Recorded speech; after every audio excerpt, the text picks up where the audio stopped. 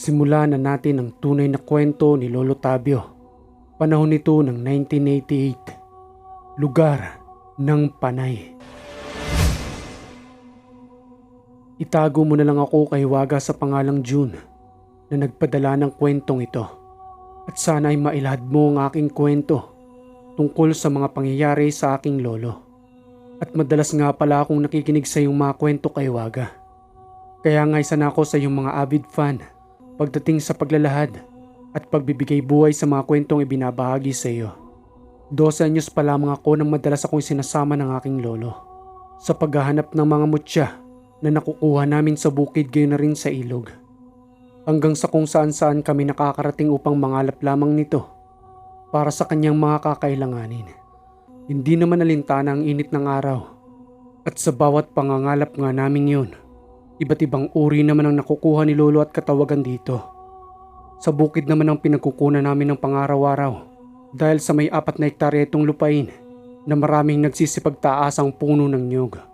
At dahil nga sa madalas akong kasama nito, minsan ay doon kami natutulog sa gitna ng bukid kung saan meron itong ginawang kubo na ang pinakabubong nito ay yari pa sa dahon ng nyog. Napakasarap tumambay doon lalo na pagdating sa tanghali dahil na rin sa masarap na simoy ng hangin habang nakikita mo naman ang malawak na karagatan sa di kalayuan. Marami naman ang kumakausap kay Lolo Tabio na gustong bilhin ang lupang iyon dahil sa may matabang lupa at magandang taniman ng kung ano-anong pananim. Ngunit ang madalas namang sagot ni Lolo Tabio sa mga gustong bumili nito, "Hindi ko ito binebenta at hindi ko rin ito inaalok sa inyo. Dahil sa ampera ay mabilis lang rin nauubos.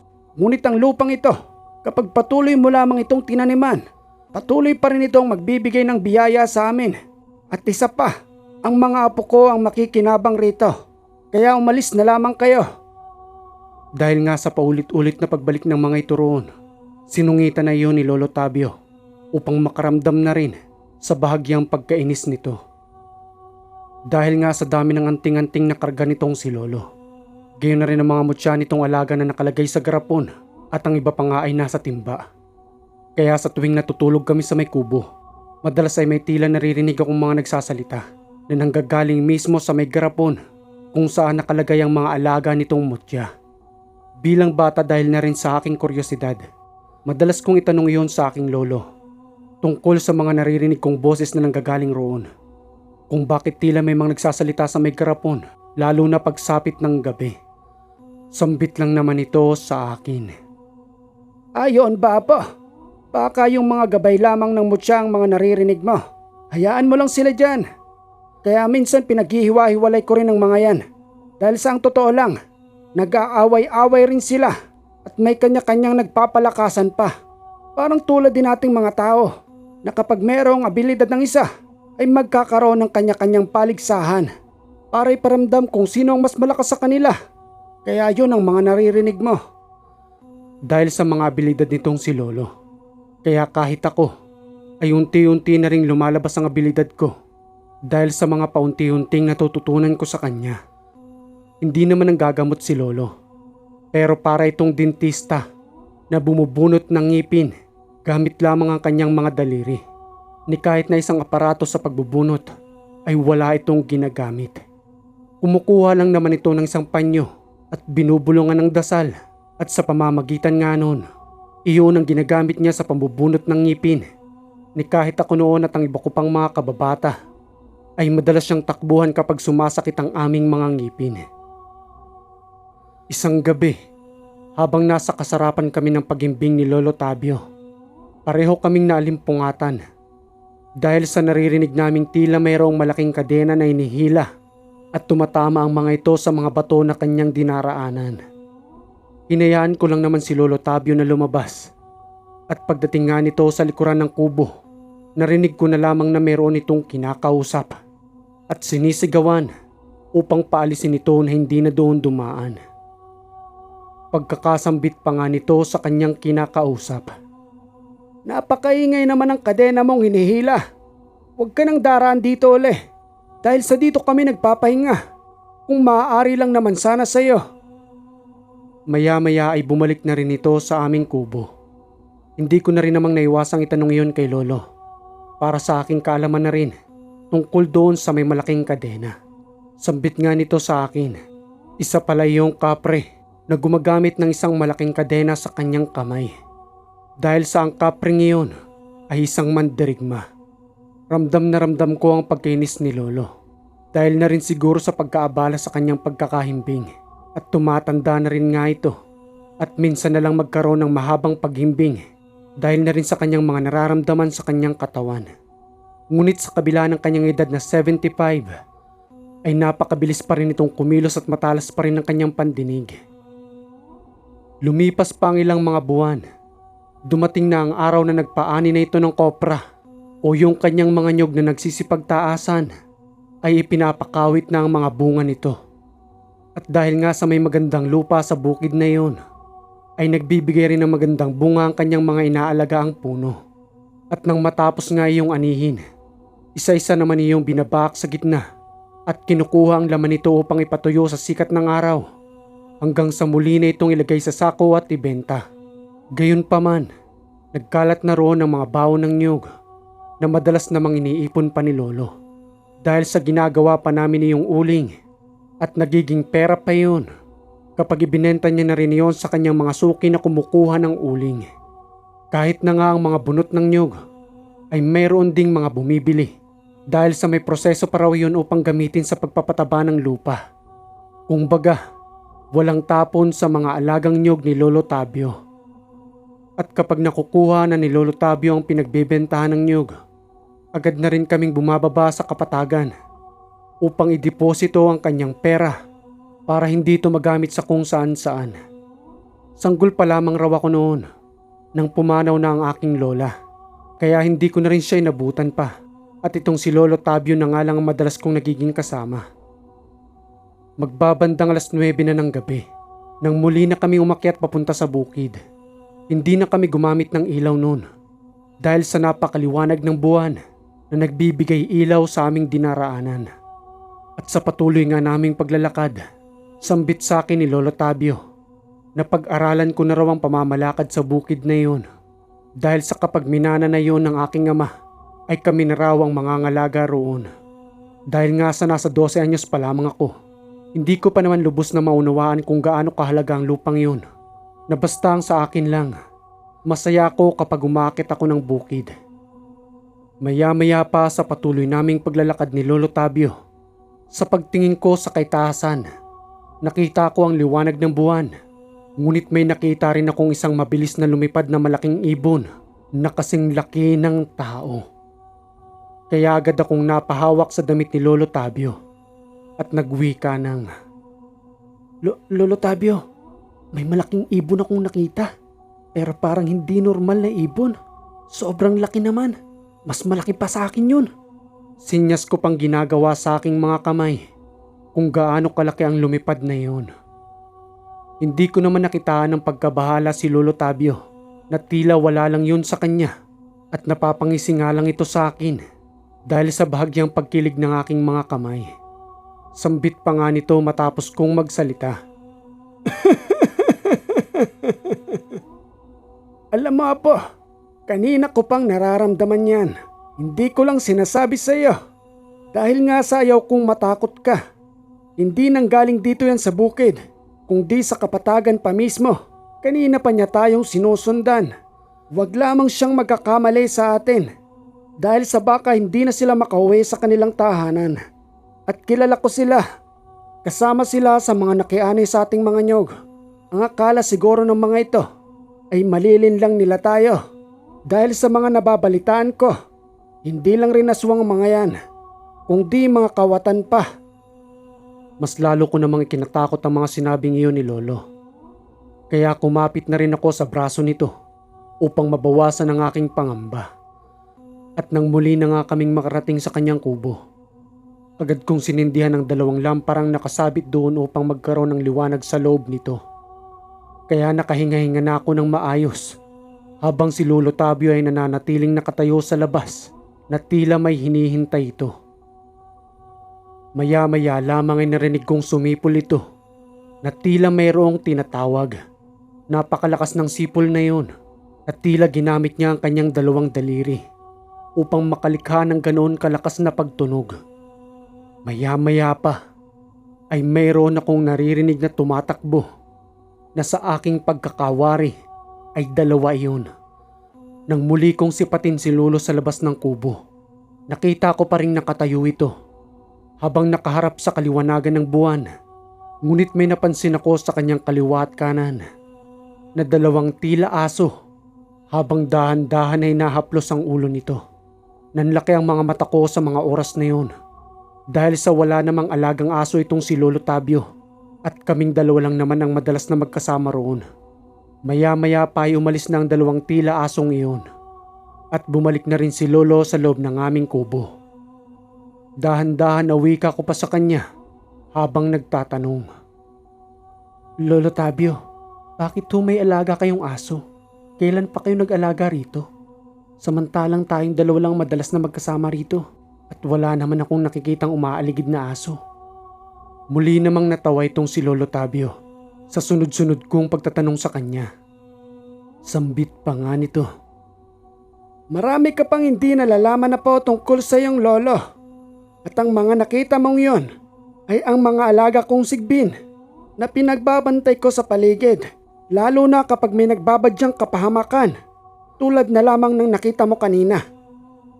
Dahil nga sa hindi ko naman alam ang sinasabi niyang sigbin, paulit-ulit pa rin akong nagtanong rito hanggang sa tuloy-tuloy niya ngang ipaliwanag sa akin na matagal niya ng alaga yon at sinadya niyang ipakita upang lubusan ko na rin itong malaman. Dahil ayon pa sa kanya ay matagal niya na iyong kasama sa bukid na pinagbabantay niyang paikot-ikot roon upang magbantay para sa mga kawatan.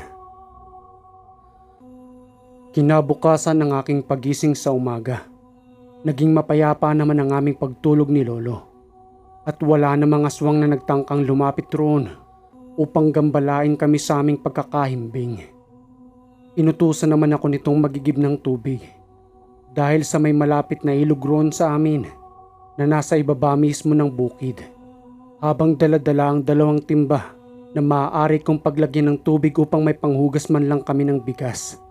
Malinis ang ilog na yon at madalas nga rin doon kami kumukuha ng inumin na ginagamitan lamang namin ng panala. Dahil sa ang tubig na nanggagaling roon ay nagmumula pa sa kabundukan na kung saan ay may malinaw na dumadaloy na tubig. Kaya naman sa aking pagdating doon, matapos kong isalok ang aking daladalang timba, madali ko na rin itong binuhat upang makabalik kagad. At nang binabaktas ko nga ang daan papabalik sa kubo, mayroon naman akong nakasalubungan na 5 kalalakihan. At sa natatandaan ko sa kanilang pagmumuka, iyon ay ang mga nakikawit ng nyuga ni Lolo upang bayaran nito sa kanilang pagtatrabaho. Ngunit nakangiti lang naman itong nakatingin sa akin at pare-parehong walang imik habang patuloy akong tinitingnan. Kaya ang ginawa ko noon ay mas lalo kong binilisan ang aking paglalakad dahil sa may kakaibang kaba akong nararamdaman sa 5 kataong iyon, lalo pat hindi ko kasama si Lolo Tabio. At nang akin ngang pagbalik sa kubo, inabutan kong nagkakape na si Lolo Tabio habang may nakalaan na rin sa aking 1 tasang kape. Matapos ko ngang mailapag ang daladala kong tubig, madali kong sinambit kay Lolo ang aking mga nakita. Ngunit ang naging sambit lang naman ito sa akin, "Galing rito ang mga yun na po at nagpapaalam sila na kung sakali raw na magpapakawit pa ako ng nyog ay sabihan ko lang kagad ang 5 yon." Ngunit muling naging sambit ko lang naman kay Lolo Tabio na hindi magaan ang pakiramdam ko sa 5 kataong yun at tila may gagawin niyong hindi maganda, lalo na't kapag nakatalikod ang isang tao. Muli namang wika ni Lolo Tabio sa akin, "Apo nga talaga kita. Huwag kang mag-alala Jun. Dahil sa hindi rin naman talaga ako nagtitiwala sa 5 yon at alam ko kung anong uri ng pagkatao meron sila. Tulad nga ng nasambit ko sa iyo kagabi, sila mismo ang tinutukoy ko." Nang napag-alaman kong yun pala ang tinutukoy ni Lolo Tabio, mas lalo akong nag-ingat. Lalo pat, isa sa mga yun ang nakita kong lumipad sa himpapawid noong kaliwanagan ng buwan. Kaya mas naging alerto ako sa aking paggalaw at sinamantala ko ang mga oras na yun na kasama si Lolo Tabio sa kabukiran habang bakasyon pa at wala kaming pasok. Sakto naman dahil madalas lang talagang si Lolong mag-isa roon na pinangangalagaan ng kanyang bukid na kanya pa rin minana noon sa kanyang mga magulang. Sa lawak naman ng mga tanim na niyog ni Lolo roon sa kanyang lupain. Noong nakaraang araw na kanyang pagpapaani ay kalahati lang naman ng kanyang mga nyugan ang pinagpakawitan sa kadahilan ng hindi pa lubos na handa ang iba upang anihin. Minsan ay nagawi naman ng itay sa bukid upang kumustahin kami roon ni Lolo. Pinadalhan naman ni Lolo ng mga gulay nitong si Itay na nanggaling pa mismo sa kanyang sariling tanim para magkaroon sila ng maaaring maiulam roon. Dala-dala rin ito sa kanyang pagbaba ang 2 piling ng saging na ginamitan ng isang mahabang kahoy upang kanyang mabuhat. Makalipas pa ang 5 araw, ikinagulat ni Lolo Tabio ang pagpanaw ng kanyang 2 alagang sigbin. Nakita niya iyon sa baba ng isang mataas na nyog na nakahandusay na lamang ang 2 at naliligo sa sarili nilang dugo. Kaya ang ginawa ni Lolo Tabio, pilit man itong pinipigilan ng kanyang sarili na maluha dahil sa galit. Inilagay niya ang mga ito sa sako at inilibing sa kalagitnaan mismo ng kanyang lupain. At nang matapos niya nga iyong gawin, agad niya iyong dinasalan at inaya na akong pauwi sa kubo. Imbis nga na maglibot ito at tingnan ng kanyang mga pananim, nagtirik ito ng isang kandila sa loob ng kubo. At agad muna itong naupo at patuloy na nagdasal. Matapos ang ilang minutong pagdarasal, sa kanyang paglabas sa aming kubo, sinabihan naman ako nito na umuwi na muna sa kapatagan. Dahil sa may gagawin na muna siya at siya lang mismo mag-isa ang makakagawa noon. Ngunit ang naging sambit ko lang naman kay Lolo Tabio na hindi na muna ako bababa sa kapatagan dahil sa wala rin naman akong gagawin doon. Magiging pabigat lang ako kay Nay at Itay. At least kapag nasa bukid ako, masasamahan ko pa siya at makakatulong ako sa pangangalaga ng kanyang bukid. Dahil nga sa pagpupumilit kong samahan siya roon, wala na rin naman itong nagawa at muli akong nanatili sa kubo. Isang gabi, pansin kong hindi mapakali si Lolo Tabio. Kaya nagkunwari na lamang akong natutulog. Pero nakatuon ang pansin ko sa kanya at patuloy ko itong pinapakiramdaman kahit nakapikit ako. Maya-maya pa ay dahan-dahan itong tumayo at nagpunta sa kanyang altar. Ngunit bago pa lamang ito lumabas, ay may narinig na akong kumalabog sa lupa. Binaliwala ko lang naman iyon. Dahil nga sa nasa gitna kami ng mga puno ng nyug, inisip ko lang naman na baka nalaglag lang ang isa sa mga bunga nito.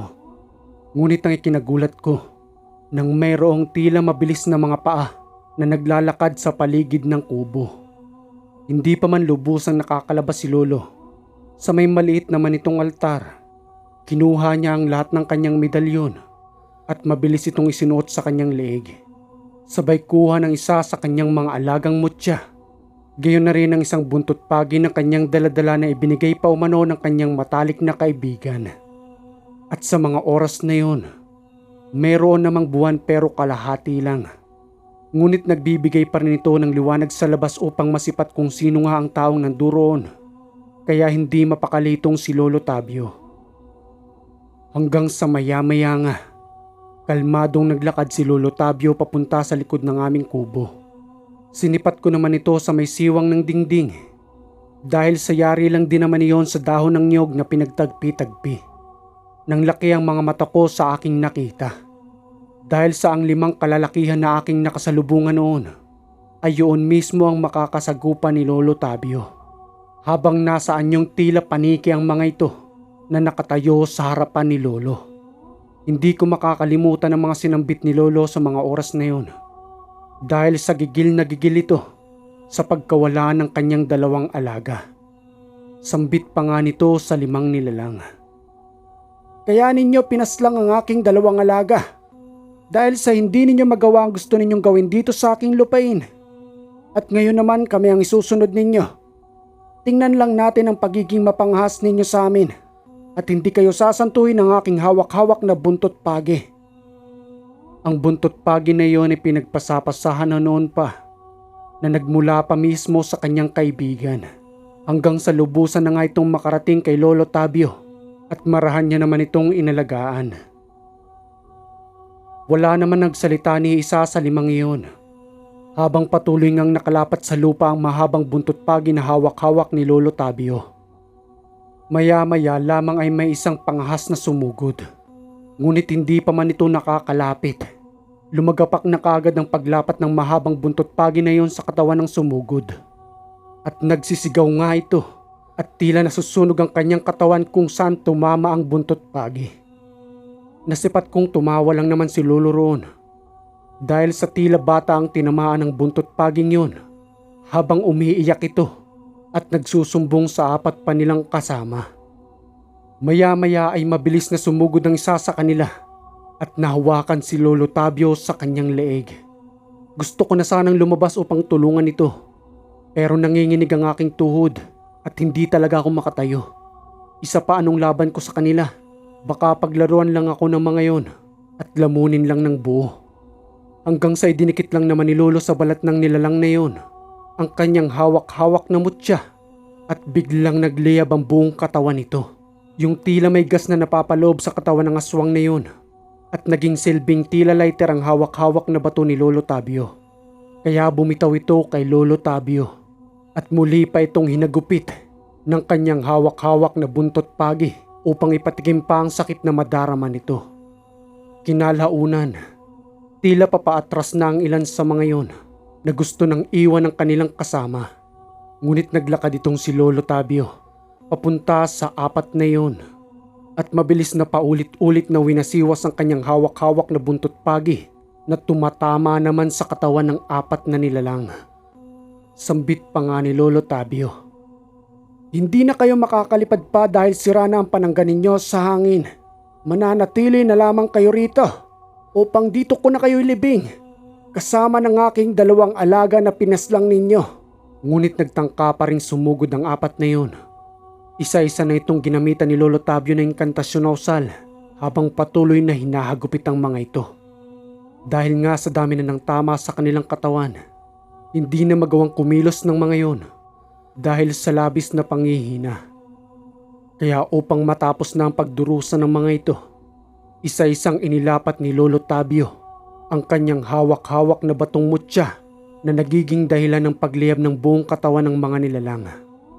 Nanlaki ang mga mata ko sa aking mga nakita habang patuloy na nagdurusa ang mga nilalang na yon dahil sa kanilang mapangahas na pakikipagtunggali kay Lolo Tabio. Mabilis lang naman na nawala ang apoy, kabilang na ang kanilang mga katawan at mga bahagyang abo na lamang ang natira. Matapos nga iyong maisagawa ni Lolo Tabio, muli naman itong nagwika ng, "Nararapat lamang yan sa inyo dahil sa wala na kayong kinikilala. Binigyan ko na kayo ng hanap buhay dito sa aking lupa. At ang gusto pa ninyo ay angkinin ito, mga walang utang na loob. Pinagkatiwalaan ko na kayo kahit kilala ko na ang inyong lahi. Ngunit ano pa rin ang ginawa nyo sa akin? Mga traidor na trabahador." Okay mga kahiwaga, maraming salamat sa lagi niyong pakikinig sa ating mga kwento. Magandang series sana tong kwento na to. Yun nga lang hanggang dito lang yung pinadala sa atin. Malupit sana yung mutya na ginagamit ni Lolo Tabio. Yung idinidikit lang sa aswang pero nag-aapoy na. May mga question kasi ako dun sa sender natin. Kung anong klaseng mutya ba yun? Kasi kahit ako wala pa rin alam sa ganong uri ng mutya.